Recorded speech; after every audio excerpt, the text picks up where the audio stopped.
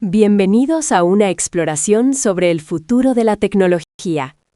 Hoy nos adentraremos en el universo en expansión del cómputo.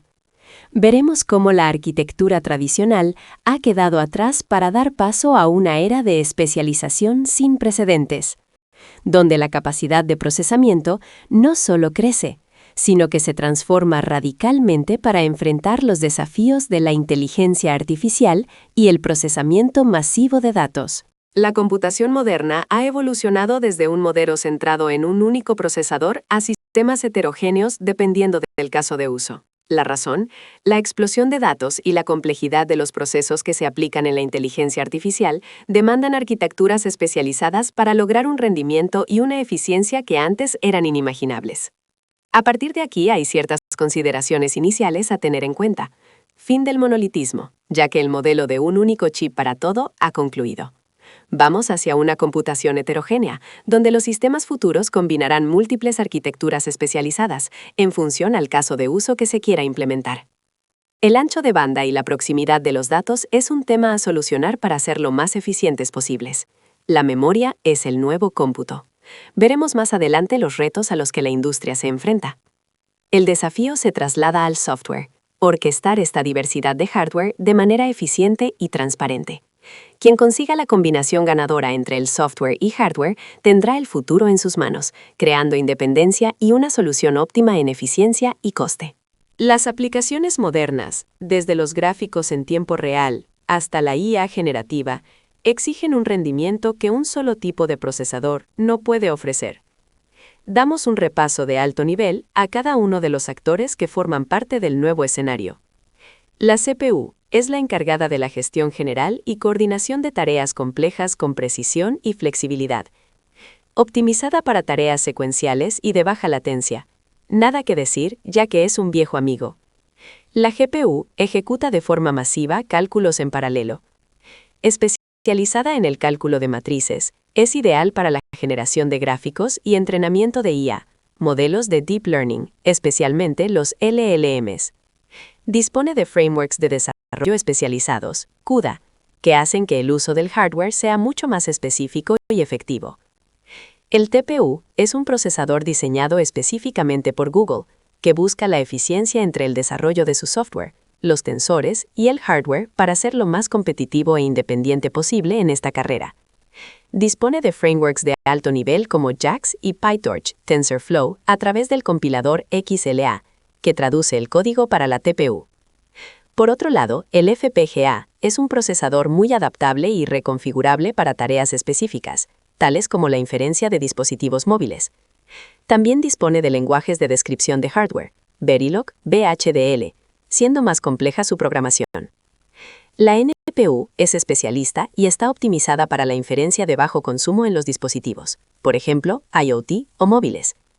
Por último, el manejo eficiente de la red y el almacenamiento de datos para liberar de carga a la CPU lo lleva a cabo la DPU.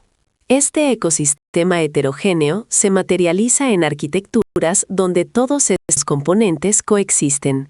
No se trata solo de potencia bruta, sino de eficiencia. Al asignar cada tarea al procesador más adecuado, logramos sistemas capaces de procesar volúmenes de información que antes eran inimaginables, integrando hardware diverso en una sola infraestructura coherente y de alto rendimiento. Posteriormente en el video, veremos cómo en función a los casos de uso, cada procesador es utilizado de una determinada forma, por sí mismo y en combinación con el resto de componentes, para cubrir de la forma más óptima las necesidades requeridas. Esta demanda de rendimiento y necesidad de cómputo ha desatado una demanda de semiconductores sin precedentes. La necesidad de cómputo no solo consume chips avanzados, sino que define activamente su diseño y provoca una mejora continua en su diseño y ejecución.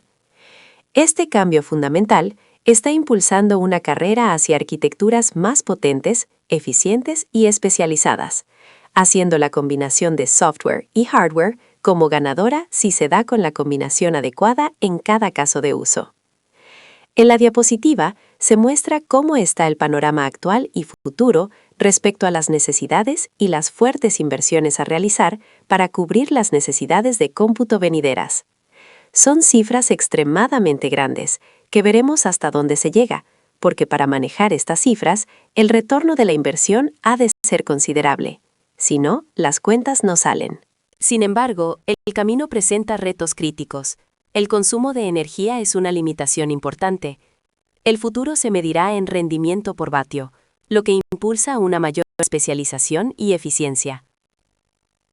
El ancho de banda de la memoria sigue siendo un cuello de botella crítico para el procesamiento de los modelos grandes, LLMs. El HBM4 duplicará la interfaz a un bus que permitirá anchos de banda superiores a 2 TB por pila. Por primera vez se integrará lógica de preprocesamiento de datos directamente en la memoria activa, además de reducir el consumo energético en un 40%. En lugar de un único chip gigante, se fabrican chips más pequeños y especializados que se interconectan en un solo paquete, permitiendo la computación heterogénea. El mercado de chiples superará los $157.000 millones para 2030. Por otro lado, se están buscando convergencia de arquitecturas, de tal forma que plantea integrar una GPU para la aceleración de IA, combinando funciones de DPU y GPU en un único chip, de tal forma que se acortan comunicaciones, y los componentes estarán más integrados. Mirando hacia el futuro, exploramos alternativas disruptivas. Hay una serie de alternativas de cómputo en las que se está trabajando e invirtiendo de cara a ser más eficientes en rendimiento y coste. Por un lado, está la computación fotónica, que utiliza los fotones para operaciones matriciales a la velocidad de la luz y con un menor consumo energético. Utilización de la luz en lugar de electrones para mover datos, superando los límites de velocidad y consumo del cobre en interconexiones a escala de centro de datos. Anchos de banda 1,7x superiores al cobre.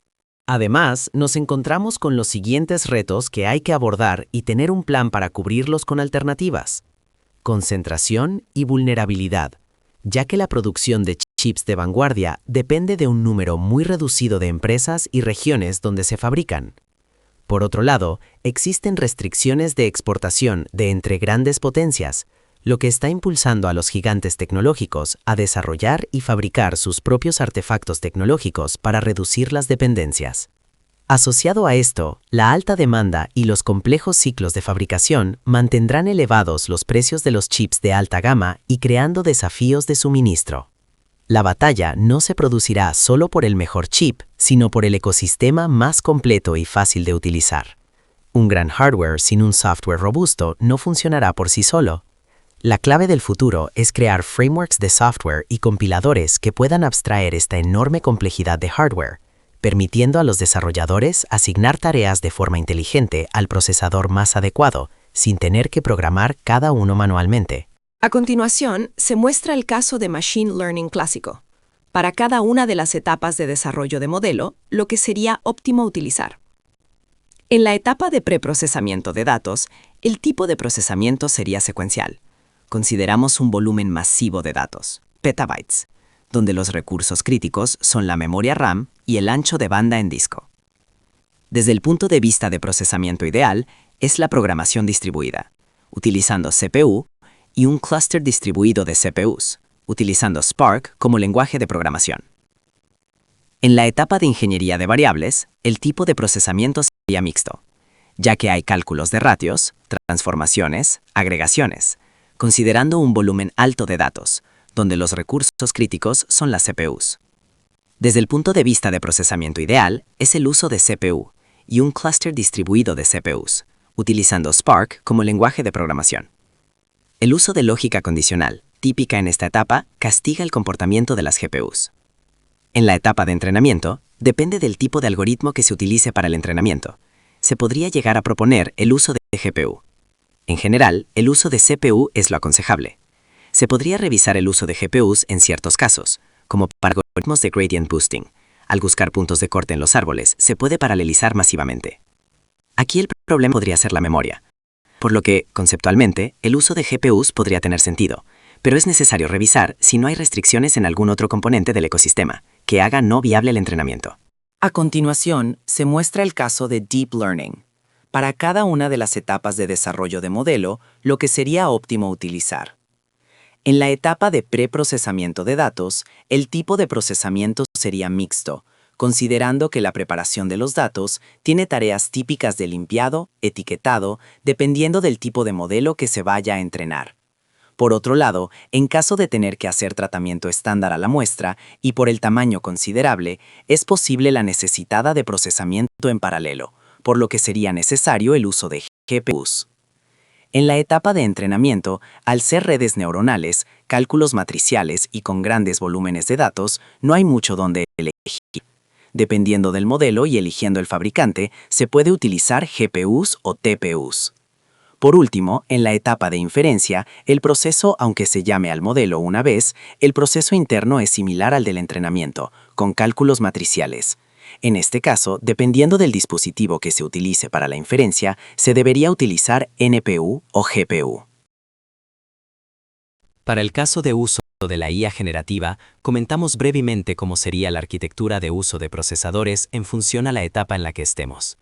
En este caso, de forma resumida, tendríamos 4 etapas a considerar, sin entrar en detalle en arquitecturas en función al caso de uso, modelos a utilizar, ecosistema de agentes, etc. La etapa de Data Scraping, donde se realiza un trabajo de recopilación de datos de cualquier fuente que tengamos y que sea adecuada al caso de uso que se va a tratar. En esta etapa hay tratamiento de información, limpieza, arreglos, etc., por lo que es ideal la programación distribuida, comentada anteriormente, y es necesaria las CPUs. En algún caso sería necesaria la DPU para el movimiento de datos interno. En la fase de entrenamiento, el uso de GPU o TPU por la naturaleza del cálculo es lo adecuado. Si es necesario especializar todavía más al modelo, se podría realizar fine-tuning, entrenando parte del modelo para que sea más especialista en el caso que hayamos escogido. Es necesario analizar la necesidad de realizar el fine-tuning o ver la posibilidad de si con un RAG se le puede enriquecer al contexto, utilizando el modelo previamente entrenado. Todas estas técnicas hay que ir viendo cuál es la más óptima de aplicar, puesto que al final del camino los proyectos no solo se componen de la ejecución de un LLM, sino que son ecosistemas de agentes orquestados que realizan muchas funciones dentro de un flujo de principio a fin y a veces integrados en aplicaciones existentes. Por último, la inferencia, como vimos anteriormente, y que se utilizarían GPU o NPU dependiendo dónde se ejecute. Por último, dejo abierta una serie de cuestiones, que realmente es lo que afecta a las empresas a la hora de adoptar toda esta tecnología. ¿Qué estrategia de implantación y modelos de servicio elegir para implantar mis casos de uso? No es una respuesta nada fácil de contestar, y depende de un conjunto de variables, nada sencillas de combinar y entender de forma conjunta. Es necesario identificar el caso de uso y analizar si aplica o no IA generativa o este tipo de soluciones, ya que muchas veces nos complicamos la vida cuando hay soluciones más sencillas de aplicar y que resuelven el caso de uso perfectamente. Importante es considerar, por ejemplo, el sector, por tema de regulaciones, la confidencialidad de los datos, la estrategia de cloud, que puede estar condicionada por los datos, por su volumen, criticidad, necesidad de cómputo, costes, etc. Otro tema relevante es si se decide realizar internamente parte del proceso, identificar si hay recursos internamente que están preparados con las habilidades necesarias, y en caso de no, cómo se van a formar. La selección del modelo y cómo se va a implementar y mantener es otra de las cuestiones a solucionar e integrar dentro de las organizaciones, así como tener muy claro el coste. Por ejemplo, si vemos el coste y que seguro que se disparará y actualmente no hay experiencia clara del mismo, una opción es elegir un modelo, entrenarlo e implantarlo localmente enriqueciéndolo con un RAG y realizarle seguimiento para que no se deteriore. Esto es solo un ejemplo, porque hay que ver si hace sentido o no. Con todos estos comentarios, lo que quiero trasladar es que la implementación de todos estos modelos en las organizaciones no es una tarea nada trivial y sencilla por todos los aspectos a considerar. Ha de tener una estrategia clara e ir viendo con proyectos pilotos cuál es la mejor estrategia y arquitectura de adopción. Crítico en este punto es identificar los cambios que tienen que realizar las organizaciones en sus procesos internos, ya que las grandes organizaciones no están preparadas para absorber un tsunami de estas proporciones. Un problema añadido y que hace tender al fracaso a las organizaciones en sus implementaciones y análisis de impacto es justamente justificar reducciones de costes u optimizaciones operativas en un plazo de tiempo y con un coste que las organizaciones no disponen y no están preparadas para abordarlas.